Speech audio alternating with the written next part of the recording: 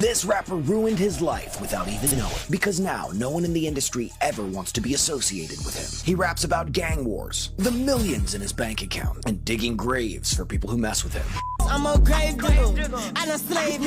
He calls himself Spot 'em Got 'em, and a short while ago this guy was a hotcake. His songs were topping the charts, and he was rocking the biggest chains and grills, and he was linking up with big names like Lil Durk and DaBaby. Shout out to Spot 'em, we got him. His stacks of money were all over Instagram, and people were digging his lifestyle. But all of that suddenly changed when Spot 'em did something that made all his fans turn against him. Spot 'em and his friend Mookie were arrested for several charges, including possession of a firearm that belonged to a convicted felon. But only Spot 'em was released almost immediately with bond, and things were just not adding up. This made everyone start asking a lot of questions, and it didn't take long until people began to suspect that he snitched on his friend to get out. And of course, no one likes a rat. So many rappers began to cut ties with him. His fans stopped streaming his music, and things were not going well for Spot 'em, because not only did the public now hate him, Spot 'em had lots of targets on his back, and because of that, he always walked around with his firearms for protection. But one day, things almost went south for him. You see, Spot 'em was cruising around a highway with his friend in his car when someone fired shots at them. In total, the police recorded 22 bullets were fired at Spot 'em's car, but somehow he managed to survive and escape with an injury on his hips. After recovery, Spot 'em knew he had to come up with a plan because he might not be so lucky the next time, so he decided to stay low-key for a while and avoid the media's attention. But that plan didn't work for long, because less than a year after staying low-key, Spot 'em was caught up in another mess, and this time he did something worse than snitching. You see, Spot 'em was caught driving a jet ski in a restricted area, and when a police officer asked him to get off the property, Spot 'em did the craziest thing. He fled with the jet ski, and the police chased after him.